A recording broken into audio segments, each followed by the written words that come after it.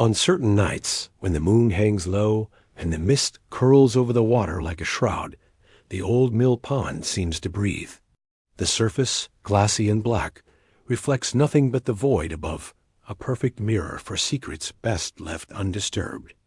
Locals say, if you stand at the water's edge and listen, truly listen, you'll hear more than the gentle lap of waves against the rotting dock.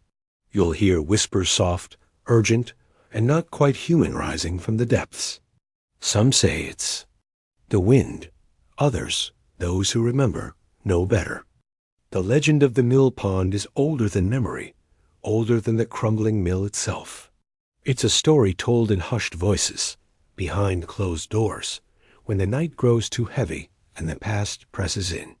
They say the pond is hungry, that it keeps what it takes. In the summer of 1892, it took more than anyone could bear. People vanished, good people, ordinary people swallowed whole by the darkness beneath the water. No bodies, no answers, just a growing dread that seeped into every home, every heart. But what really happened on those nights when the world seemed to hold its breath? What secrets lie tangled in the weeds at the bottom of the pond, waiting for someone brave or foolish enough to drag them into the light? For over a century, the truth has been buried, distorted by fear and silence. Tonight, we will break that silence. We will walk the moonlit path to the water's edge, peer into the blackness, and listen for the voices that history tried to forget. If you think you know the story of the old mill pond, think again. The truth is far stranger and far darker than any legend. Stay with me, because what you're about to hear has never been told in full. And once you know, you may never look at still water the same way again. In the summer of 1892, the town of Ashford was a place that seemed, at first glance, untouched by the world's cruelties. Nestled in a shallow valley, it was a patchwork of tidy clapboard houses, whitewashed fences, and fields that rolled out in gentle waves toward the horizon. The air was thick with the scent of wildflowers and cut hay, and the only sounds most days were the distant lowing of cattle and the steady, rhythmic thrum of the old watermill. Life here moved at the pace of the seasons, predictable, cyclical, safe. The mill itself was the town's beating heart. Built decades earlier by the first settlers, it stood at the edge of the pond, its weathered timbers and mossy stones a testament to both ambition and endurance. Every morning, before the sun had fully burned away the mist, men and boys would trudge down the rutted lane, lunch pails swinging, to begin the day's work. The mill ground the town's grain, pressed its apples, and, in quieter moments, served as a gathering place for gossip and news. Its wheel, half submerged in the pond's dark water, turned ceaselessly, a reminder that time here was measured in bushels and barrels, not in hours or minutes. The pond itself was a thing of beauty, at least from a distance. Encircled by weeping willows and thick stands of cattails, it shimmered in the sunlight, a perfect oval of blue-green glass. Children fished from its banks, their laughter echoing across the water, and in the evenings, couples strolled along its edge, the world reduced to the hush of crickets and the soft glow of lanterns. On Sundays, the church bells would ring out over the water, and for a moment, it seemed as if nothing bad could ever happen in a place so peaceful. But beneath this surface calm, there was another current, one that ran colder and deeper than the pond itself. The people of Ashford were not immune to fear, nor to the stories that had always clung to the water's edge like mist. Old-timers spoke of strange shapes glimpsed beneath the surface, of sudden chills on the warmest days, of animals that refused to drink from the pond. There were tales, too, of the mill's founder, a man whose ambition had outstripped his caution, and who, some whispered, had made a bargain with things best left unnamed. Superstition was woven into the fabric of daily life, as much a part of a town as the mill or the church. Mothers warned their children not to linger by the water after dark. Fishermen spat over their shoulders before casting a line, muttering, "Charms against bad luck." Even the most rational townsfolk, those who scoffed at ghost stories in the daylight, would quicken their steps if they found themselves alone by the pond at dusk. There was a sense, unspoken but ever present, that the pond was watching, waiting. Rumors ebbed and flowed with the seasons. Some said the pond was bottomless, a gateway to another world. Others claimed it was cursed, poisoned by the sins of the past. There were stories of lights flickering beneath the water on moonless nights, of voices calling out from the reeds, of dreams so vivid and strange that people woke gasping, convinced they'd been somewhere else entirely. The town's elders, when pressed, would only shake their heads and say that some things were better left alone. Yet, for all the unease, life in Ashford went on. The fields were planted, the mill turned, and the pond remained silent, inscrutable, a mirror for the sky and for the secrets that no one dared to name. Outsiders, passing through, saw only the charm, the neat rows of houses, the laughter of children, the golden haze of late afternoon. They did not see the way the townsfolk glanced over their shoulders, or the way the shadows seemed to gather a little thicker near the water's edge. It was this contrast, the innocence of daily life set against the slow, creeping dread of the unknown, that defined Ashford in that fateful summer. The town was a place suspended between worlds, one foot in the light, the other in the dark. And as the days grew longer and the nights more restless, the pond waited, patient and hungry, for the next secret to be swallowed whole. To understand the tragedy of the mill pond, you must first know the faces that vanished into its depths, faces that, for a brief moment, belonged to a world of hope and routine, laughter and longing. Their stories, once as ordinary as any, are now threads in a tapestry of loss, each one frayed by the passage of time and the corrosive touch of rumor. There was Clara Hensley, the miller's daughter, 17 and restless, with a wild mane of auburn hair and a voice that could hush a room or fill it with song. Clara was the kind of girl who seemed to belong to the future, not the past, a dreamer, always scribbling poems in the margins of her father's ledgers, her eyes fixed on the horizon beyond the pond. She was beloved by many, envied by some, and watched over with a fierce protectiveness by her father Samuel Hensley, the mill's owner. Samuel was a man of contradictions, stern yet gentle, respected yet feared, a pillar of the community, whose shadow seemed to stretch farther than most dared to admit. He had built the mill with his own hands, or so he claimed, and he guarded its secrets as jealously as he did his only child. Clara's disappearance was the first crack in the town's sense of safety. She was last seen at dusk, walking the path that wound along the pond's edge, her shawl trailing in the grass. Some said she was meeting a lover. Others whispered of a quarrel with her father. Samuel, when questioned, grew tight-lipped and pale, his grief curdling into something harder, more brittle. He spent days searching the banks, calling her name into the fog, his voice growing hoarse and desperate. A town watched him unravel, sympathy giving way to suspicion. What did he know? What was he hiding? Then there was Thomas Reed, a mill worker with hands like shovels and a heart too soft for his own good. Thomas was a widower, raising 2 young sons in a house that always smelled of bread and wood smoke. He was known for his kindness, his willingness to help a neighbor in need, and his quiet, unassuming faith. He vanished on a Sunday morning, leaving behind a half-mended fence and a pot of stew simmering on the stove. His boys, Henry and Eli, waited by the window until nightfall, their faces pressed to the glass, refusing to believe that their father would not return. The town rallied around them, but the comfort was thin, stretched too tight over a wound that would not heal. Martha, Belle, the schoolteacher, was next. She was a woman of sharp wit and sharper eyes, a spinster by choice, or so she insisted. Martha kept a journal, filled with observations about her students, the weather, and the peculiarities of small-town life. In the weeks before her disappearance, her entries grew darker, more frantic mentions of sleepless nights, of strange dreams, of a sense that something was watching her from the pond. Her last entry, scrawled in a trembling hand, read simply, "It's calling." The journal was found on her desk, the ink still wet, but Martha was gone. Each loss deepened the town's unease, turning neighbors into strangers and friends into suspects.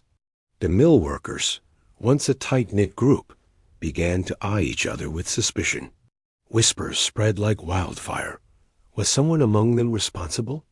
Was the pond cursed, or was there a human hand guiding these tragedies? The line between hope and despair grew thin, and trust, once the town's greatest strength, became its most fragile weakness. At the center of it all stood Samuel Hensley, the enigmatic mill owner. His grief over Clara's disappearance was genuine, but there was something else in his eyes, a flicker of guilt, or perhaps fear. Some said he had made enemies in his rise to prominence, that he had cut corners or crossed lines best left uncrossed. Others believed he was cursed, that the pond had claimed his daughter as payment for some ancient debt. Samuel withdrew from the world, his once booming voice reduced to a whisper, his presence at the mill a ghost of what it had been. Yet, for all the suspicion, there were those who clung to hope. Henry and Eli Reed, orphaned and adrift, became wards of the town, their resilience a small beacon in the gathering gloom. Mrs. Abernathy, the baker's wife, organized nightly vigils by the pond, her prayers rising into the mist like fragile lanterns. Even as fear gnawed at the edges of their lives, the people of Ashford refused to surrender entirely to despair. But the pond was patient. It watched, it waited, and it remembered. The faces that vanished were not forgotten, not entirely. Their names lingered in the air, spoken in reverent tones or whispered in dread. And as the summer wore on, the line between the living and the lost grew ever more blurred, the town's innocence eroded by the slow, relentless tide of suspicion and sorrow. In the end, it was not just the missing who were changed by the pond's hunger.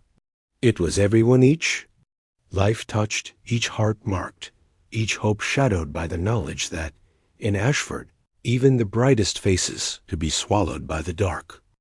It began, as so many tragedies do, with a day that seemed perfectly ordinary. The sun rose over Ashford in a haze of gold, the air thick with the promise of summer. The mill wheel creaked into motion, and the townsfolk set about their routines, unaware that by nightfall the world they knew would be forever altered. Clara Hensley was seen that morning at the bakery, her laughter bright as she traded coins for a loaf of bread. She stopped to chat with Mrs. Abernathy, complimented the roses in the churchyard, and promised to help her father with the ledgers. After supper, there was nothing in her manner to suggest that she was troubled, nothing to hint at the shadow gathering at the edge of her day. Yet, as the sun dipped low and the sky blushed with the first hints of dusk, Clara was nowhere to be found. Samuel Hensley noticed her absence first. He called for her from the porch, his voice echoing across the yard, but only the frogs answered. At first, he assumed she'd lingered with friends, or wandered off to write her poems by the pond. But as the minutes stretched into an hour, unease crept in. He checked the mill, the stables, the path to town, each place empty, each silence heavier than the last. By nightfall, worry had curdled into fear. Samuel roused the neighbors, and soon a search party was assembled, lanterns bobbing like fireflies, as they fanned out across the fields and along the pond's edge. The townsfolk called Clara's name into the darkness, their voices growing hoarse and desperate. The children were sent home, but the adults pressed on, their faces drawn and pale in the flickering light. The pond, as always, was silent. Its surface reflected the moon, unbroken and serene, as if mocking the chaos on its banks. The searchers found nothing at first, no footprints, no torn fabric, no sign of struggle. It was as if Clara had simply stepped out of the world and into the water, leaving not a ripple behind. But then, near the old willow tree, Mrs. Abernathy's lantern caught on something pale and fluttering in the reeds. It was Clara's shawl, snagged on a branch, damp and heavy with dew. Samuel clutched it to his chest, his hands trembling, his face a mask of grief and disbelief. The shawl was the first clue, but it offered no comfort, only confirmation that Clara had been there and that she was now gone. The search continued through the night, the townsfolk growing more frantic as exhaustion set in. Some waded into the shallows, their boots sinking into the muck, while others combed the woods and fields. The mill workers, grim-faced and silent, scoured the machinery and outbuildings, hoping against hope for a sign. But the pond kept its secrets, and by dawn, hope had begun to wither. Rumors spread quickly, as they always do in small towns. Some whispered that Clara had run away, perhaps to escape her father's sternness or to meet a secret lover. Others muttered about the pond's old curse, about the stories of those who had vanished before. The more superstitious among them spoke of omens, a black cat seen crossing the road, a sudden chill in the air, the strange dreams that had haunted the town in recent weeks. Samuel refused to believe in curses or omens. He clung to the hope that Clara would return, that she would walk through the door with an apology and a smile. But as the days passed and the search yielded nothing, even he began to falter. He spent hours by the pond, staring into its depths, his face gaunt and haunted. The townsfolk watched him with a mixture of pity and fear, unsure whether to offer comfort or keep their distance. Then, on the third day, a new clue emerged, one that would haunt Ashford for years to come. Young Henry Reed, searching along the water's edge, stumbled upon something half buried in the mud. It was a small wooden box, intricately carved with symbols no one recognized. Inside, nestled on a bed of moss, was a scrap of paper, the ink smeared and nearly illegible. The message, when deciphered, read, "It waits below. It remembers." A box and its message sent a fresh wave of fear through the town. Was it a warning, a confession, or something else entirely? Theories multiplied, each more outlandish than the last. Some believed it was a prank, a cruel joke played by someone with a twisted sense of humor. Others saw it as proof that the pond was not just a body of water, but a living thing, hungry, vengeful, and patient. The search for Clara continued, but hope was now tinged with dread. The pond, once a place of beauty and solace, had become a symbol of loss, a mirror for the near town's growing fear.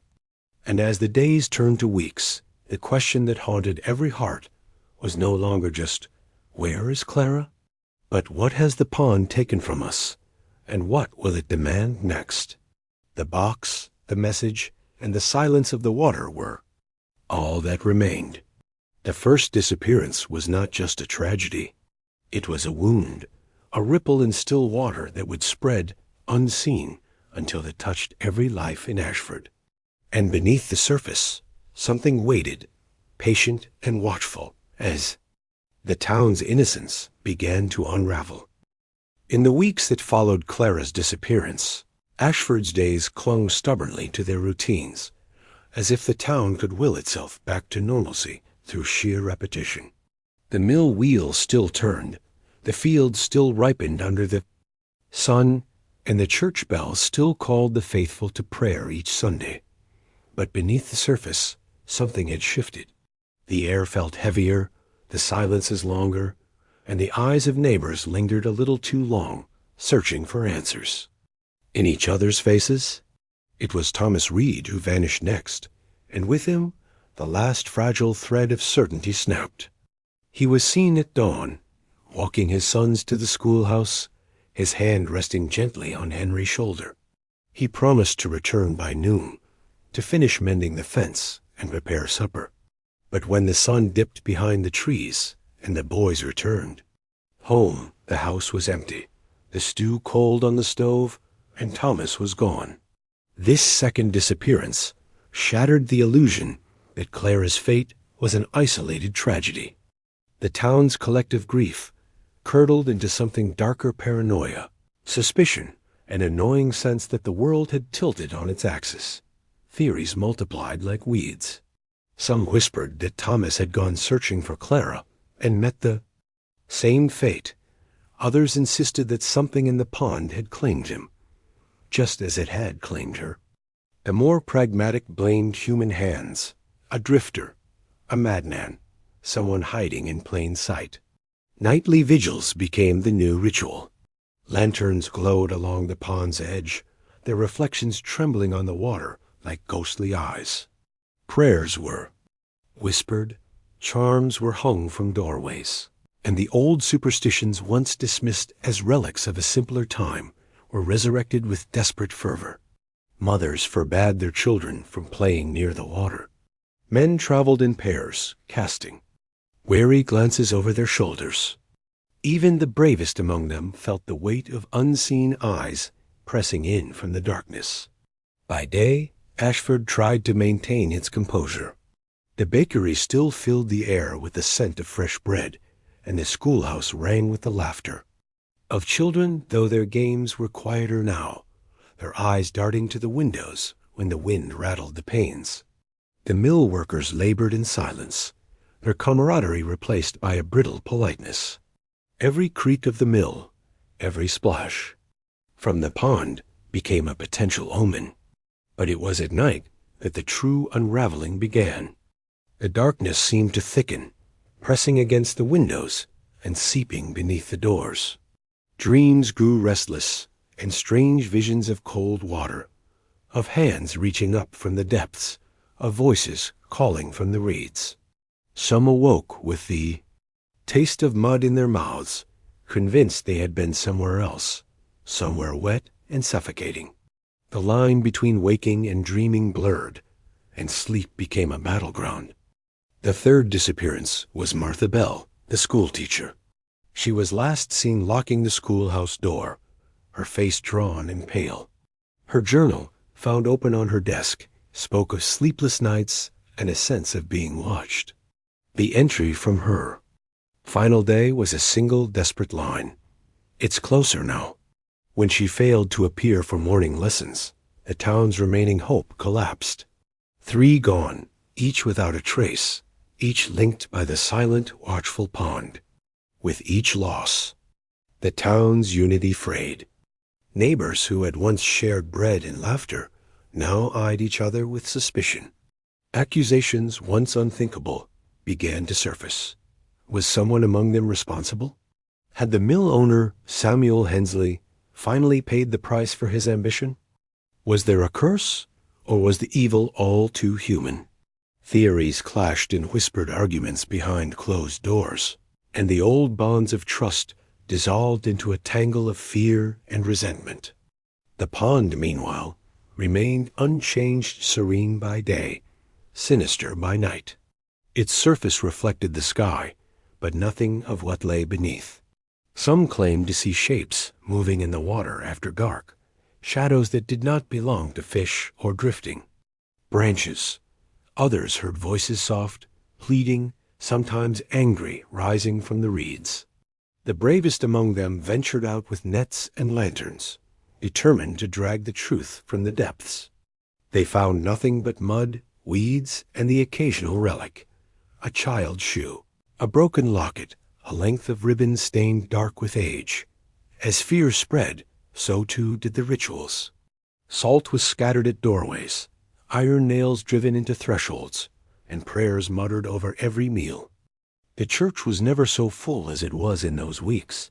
The congregation huddled together, seeking comfort in the familiar rhythms of scripture and song. Yet even the sanctuary felt colder, the shadows deeper, as if the pond's influence had seeped into the very stones. The children, once the heart of Ashford's innocence, became the most vulnerable. Their games turned macabre hide and seek near the pond, dares to touch the water after sunset, whispered stories of the pond witch who would drag them under if they misbehaved. Some began to draw strange symbols in the dirt, mimicking the carvings found on the box Henry Reed had discovered. Parents scolded them, but the fear in their eyes betrayed their own uncertainty. The final blow came when a beloved hound, old Jasper, vanished from his post outside the mill. He was found days later, washed up on the far shore, his fur matted and his eyes wide with terror. The message was clear. Nothing and no one was safe. The pond's hunger was growing, and the town's defenses ritual, reason, and faith crumbling. By the end of that cursed summer, Ashford was a town transformed. The laughter had faded, replaced by the low murmur of fear. The mill wheel turned more slowly, the fields yielded less, and the pond, always the pond, waited, its surface unbroken, its secrets intact. The descent was not sudden, but slow and relentless, like rot spreading through the heart of a tree. And as the first leaves began to fall, the people of Ashford understood, at last, that the darkness was not just in the water, but in themselves, in the things they feared, the things they whispered, and the things they could not bear to face. As the summer waned and the shadow of the pond stretched ever longer, Ashford's fragile order teetered on the edge of collapse. The disappearances had become too many, too frequent, to be dismissed as misfortune or coincidence. The town demanded answers, and so, reluctantly, the machinery of investigation creaked into motion. At the center of the official inquiry stood Constable Edwin Price, a man of method and measured words, whose faith in reason was as unyielding as the starched collar of his uniform. Price was not a native of Ashford. He had come from the city, drawn by the promise of quiet and the illusion of simplicity. He believed in evidence, in logic, in the comforting clarity of cause and effect. The stories swirling around the pond, the curses, the whispers, the old superstitions, were, to him, nothing more than the desperate inventions of frightened minds. Price began his investigation with the diligence of a man determined to impose order on chaos. He interviewed the families of the missing, his notebook filling with details, the time Clara was last seen, the route Thomas Reed took to the mill, the contents of Martha Bell's final journal entry. He mapped the disappearances, searching for patterns, for connections, for anything that might pierce the fog of uncertainty. He questioned Samuel Hensley at length, probing for secrets, for grudges, for any hint of motive. Hensley, hollow-eyed and brittle, offered little beyond grief and silence. The constable's efforts, however, were met with resistance. The townsfolk, already wary of outsiders, bristled at his questions. They resented his skepticism, his refusal to acknowledge the pond's dark reputation. Some answered him with half-truths or evasions. Others simply turned away, their faces shuddered. Price found himself chasing shadows, his investigation hampered by a wall of silence and suspicion. Meanwhile, the unofficial investigation unfolded in parallel a tangled web of rumor, ritual, and fear. The women of the town gathered in kitchens and parlors, sharing stories and piecing together their own theories. They remembered old warnings, half-forgotten charms, the peculiarities of the pond that had always set it apart. Mrs. Abernathy, the baker's wife, became a kind of oracle, her prayers and superstitions gaining new authority in the absence of answers. She organized nightly vigils, urging the townsfolk to light candles and recite protective verses. Salt was scattered at the pond's edge, iron nails hammered into the roots of the willow tree, and children were forbidden to speak the names of the missing after dark. The divide between reason and superstition grew sharper with each passing day. Price dismissed the rituals as nonsense, a distraction from the real work of finding the lost. The townsfolk, in turn, saw his skepticism as arrogance, a refusal to respect the forces that had always shaped their lives. Tensions simmered, erupting in whispered arguments, and once, a shouting match outside the church, where Price was accused of inviting the pond's wrath by ignoring its warnings. Red herrings abounded. A stranger was seen near the mill, his coat muddy and his eyes darting. Some claimed he had been asking questions about the pond, others that he had been seen speaking with Samuel Hensley late at night. Price tracked the man to a boarding house on the edge of town, only to discover he was a traveling salesman, his only crime a fondness for strong drink and tall tales. Another lead pointed to a feud between the Hensleys and the Reeds, a dispute over land that had festered for years. But when pressed, both families denied any animosity, their grief too raw for old grudges. Conflicting testimonies muddied the waters further. One boy swore he had seen Clara walking on the far side of the pond, her dress trailing in the reeds, long after she was supposed to have vanished. An old man claimed to have heard singing from the water at midnight, a melody both beautiful and terrible. A fisherman found a length of hair tangled in his net, but it was too dark, too coarse, to belong to any of the missing. Each clue led nowhere. Each witness contradicted the last, and the sense of something unnatural at play grew stronger. Price, for all his skepticism, could not ignore the mounting strangeness. He began to have dreams, vivid, unsettling visions. Of the pond at night, of faces just beneath the surface, eyes wide and pleading. He woke each morning with a taste of brackish water in his mouth, his hands trembling. He told no one, not even his wife, but the dreams left him shaken, his confidence eroded by the creeping sense that he was out of his depth. The townsfolk, for their part, grew more desperate. Some turned to the church, seeking solace in prayer and ritual. Others whispered of older, darker remedies, sacrifices, bargains, ways to appease whatever dwelled in the pond. A group of young men, emboldened by drink and fear, attempted to drain part of the pond, convinced that the truth lay hidden in the mud. They found only bones animal, not human, and a rusted key, its purpose long forgotten. Samuel Hensley, once the town's anchor, became a figure of suspicion and pity. Some believed he knew more than he let on, that he had angered the pond or made a pact with forces beyond understanding. Others pitied his grief, seeing in his hollow eyes the reflection of their own fear. He spent his days wandering the banks, muttering to himself, his gaze fixed on the water as if searching for a sign. The investigation, official and unofficial, circled endlessly, each new clue leading only to more questions. The line between reason and superstition blurred, the town caught in a web of fear and uncertainty. Price, once so sure of himself, found his resolve faltering. The townsfolk, once united by tragedy, were now divided by suspicion and dread. And through it all, the pond remained unchanged, silent, inscrutable, its surface reflecting nothing but the sky and the faces of those who dared to look too closely. The investigation had begun as a search for answers, but it had become something else, a reckoning with the limits of understanding, a confrontation with the darkness that dwelled, not just in the water, but in the hearts of those who lived beside it. As autumn crept in and the days grew shorter, the sense of unease deepened. The pond's secrets remained hidden, its hunger unsatisfied. The investigation had failed to bring closure, only more questions, more fear.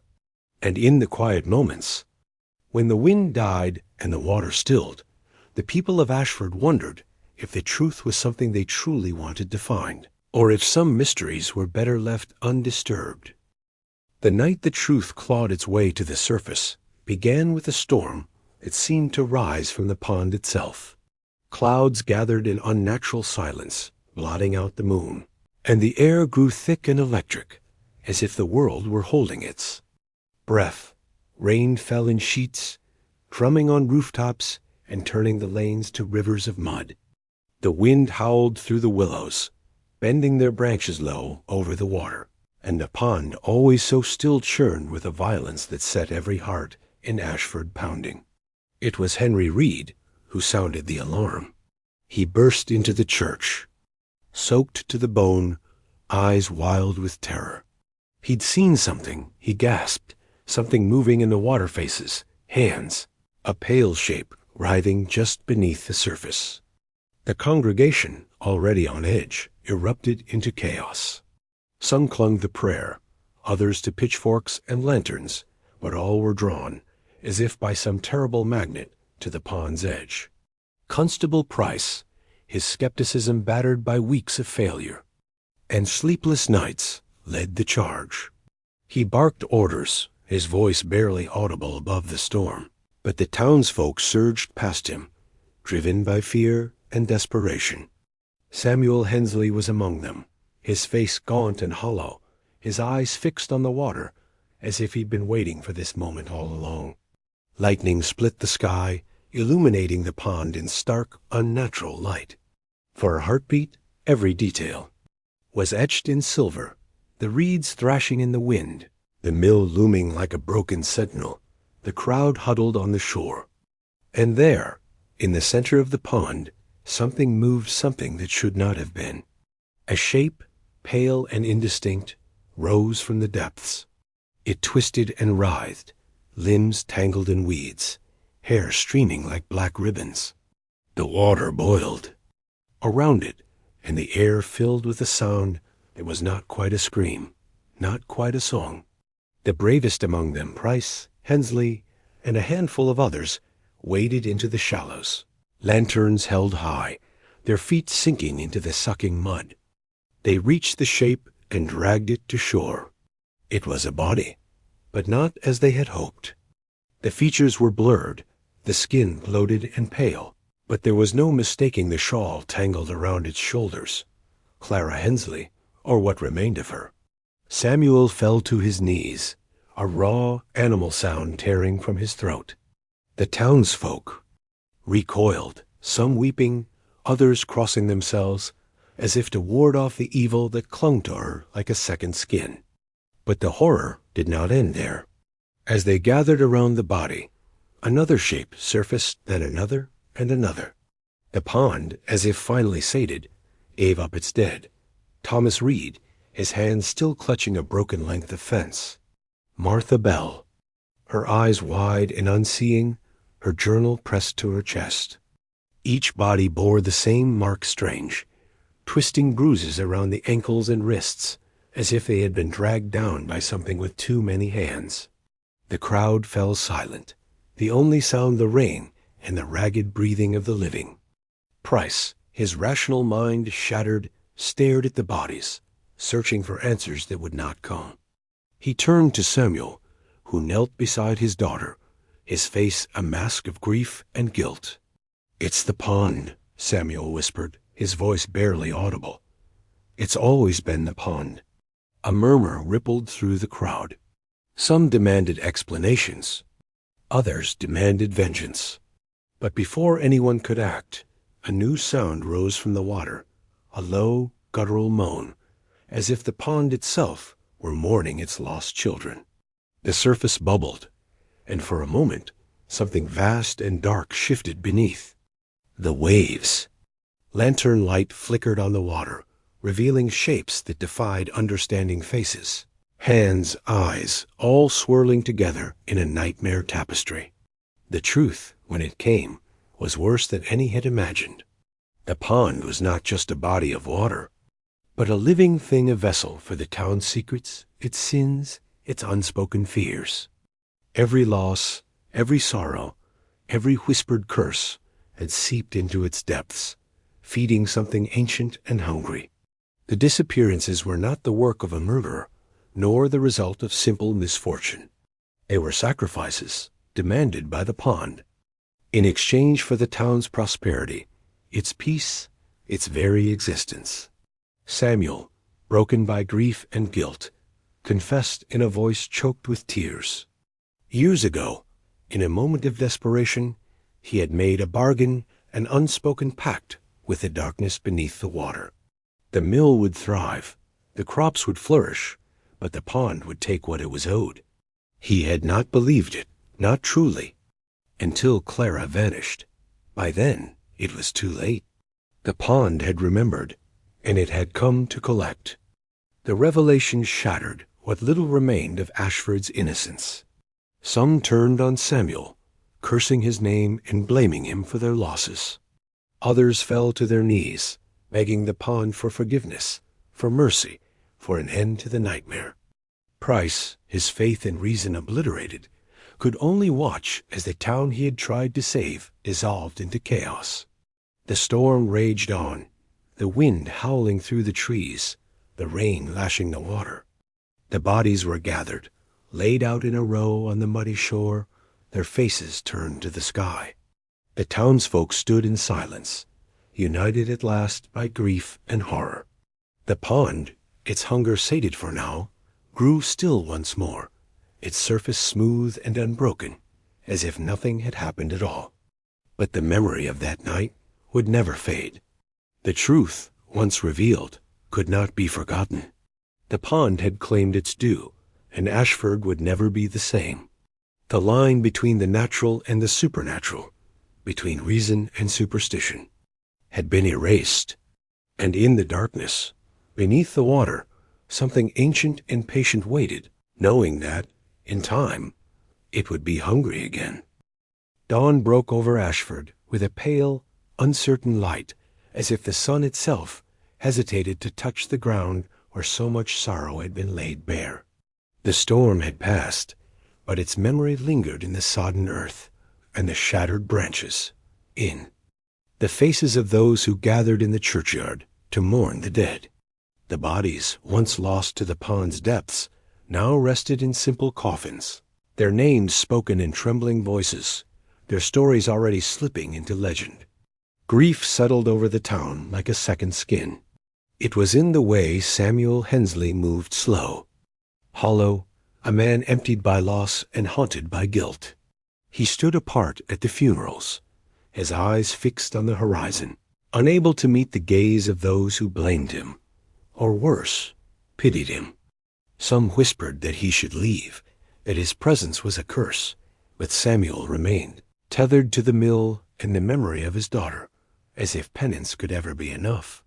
The Reed boys, Henry and Eli, clung to each other in the weeks that followed, their childhood stolen in a single terrible season. They were taken in by Mrs. Abernathy, who did her best to fill their days with warmth and routine, but the laughter that once filled her kitchen was gone. At night, Henry would wake from dreams of cold water and reaching hands, his cries muffled by the pillow, his brother's arms tight around him. The scars left by the pond were invisible, but they ran deep, shaping the boys in ways no one could. Yet see, others chose to leave Ashford altogether. Families packed their belongings and slipped away in the early morning, their wagons creaking down the rutted lanes, their faces set and silent. They left behind empty houses and overgrown gardens, the echoes of their lives fading into the hush of the fields. Those who stayed did so out of stubbornness or necessity, or perhaps a belief that the worst had passed, that the pond's hunger was finally sated. But the legend only grew. Children dared each other to touch the water at dusk, their bravado, masking a fear they could not name. The old stories were told anew, embroidered with fresh horrors. The faces seen in the water, the voices that called from the reeds, the bargains struck in desperation. The pond became a place of pilgrimage and warning, a reminder of what could not be explained or undone. The church was never so full as in those first Sundays after the storm. The congregation huddled together, seeking comfort in ritual, in the congregule in the yaw, familiar cadence of prayer and hymn. Yet even here, the sense of safety was fragile. The pastor spoke of forgiveness and endurance, but his eyes betrayed a flicker of doubt, a shadow that would not lift. Faith, once a shield, now felt like a question with no answer. The mill, too, was changed. Its wheel turned more slowly, the grain it ground a little less sweet. Samuel kept to himself, his presence a ghostly echo of the man he had been. The workers spoke in hushed tones, their camaraderie replaced by a wary distance. The prosperity that had once defined Ashford seemed to wither, as if the land itself mourned with them. Yet life, stubborn and unyielding, crept back in. The fields were planted, the schoolhouse reopened, and the rhythms of the seasons resumed. But nothing was as it had been. The pond, serene and inscrutable, watched over it all, its surface reflecting the sky and the faces of those who dared to look too long. The memory of what had happened lingered in every shadow, every silence, every ripple on the water. Some tried to make sense of it, to find meaning in the madness. They spoke of guilt and punishment, of bargains struck and debts paid. Others insisted it was all superstition, that the true evil was fear itself, festering in the hearts of the desperate. But most simply carried on, their grief a private burden, their questions left unanswered. The psychological scars were everywhere, in the way children flinched at the sound of water, in the way neighbors avoided each other's eyes, in the hush that fell whenever the pond was mentioned. The town had survived, but it was not the same. The innocence that had once defined Ashford was gone, replaced by a wary vigilance, a knowledge that some mysteries could never be solved, only endured. And so the legend endured, growing with each retelling, each new generation adding its own layer of fear and fascination. The pond remained, patient and silent, its depths as dark and unknowable as ever. The echoes of that summer lingered in the air, a reminder that the past is never truly buried, and that some secrets, once unearthed, can never be laid to rest. In the end, Ashford learned to live with its ghosts. The pond became both a warning and a witness, its surface a mirror, for the darkness that dwells in every heart. And as the years passed, the question that haunted the town remained unanswered, echoing in the minds of all who remembered. What truly lies beneath the water, and what price must be paid to keep it there? What is it that truly haunts a place, the tragedies that unfold upon its soil, or the stories we tell to make sense of them? In Ashford, the line between fact and legend has blurred beyond recognition, leaving behind a legacy of fear, suspicion, and unanswered questions. The pond remains, as it always has, a silent witness to the darkness that can take root in even the most ordinary of places. Its waters reflect not just the sky, but the secrets and sorrows of all who have lived and vanished beside it. The story of the mill pond forces us to confront uncomfortable truths about the nature of evil. Is it something that comes from without, lurking in the shadows, waiting for a moment of weakness? Or does it rise from within, born of desperation, guilt, and the bargains we strike with ourselves when hope runs thin? Samuel Hensley's confession, whether you believe it to be literal or symbolic, is a reminder that sometimes the greatest horrors are those we create in our own hearts, then project onto the world around us. Reason, for all its power, has its limits. Constable Price's investigation, grounded in logic and evidence, could not pierce the veil of superstition and fear that shrouded Ashford. The townsfolk's rituals and prayers, for all their fervor, could not protect them from the pond's hunger. In the end, both approaches failed to provide comfort or closure. The truth, if there is one, remains submerged, just out of reach, distorted by the ripples of memory and myth. And what of forgotten places themselves? The mill pond is not unique. Every town, every family, has its own dark water, those stories half remembered, those wounds that never fully heal. We avoid them, or we dress them up in legend, hoping to keep the darkness at bay. But sometimes, as Ashford learned, the past refuses to stay buried. Sometimes it calls to us, demanding to be heard. So now I turn the question to you. What do you believe happened at the old mill pond? Was it the work of something supernatural, or the tragic result of human frailty and fear? Would you dare to visit its banks on a moonless night, to listen for the whispers that still rise from the water? Or do you have your own stories of places that feel haunted, of mysteries that refuse to be solved? Share your thoughts, your theories, your own tales of the unknown in the comments below. Perhaps together we can shine a light into the darkness, or at least find comfort in knowing we are not alone in our curiosity or our fear. Thank you for walking with me through the shadows of Ashford, for daring to peer into the depths of the old mill pond and listen to the echoes of its secrets.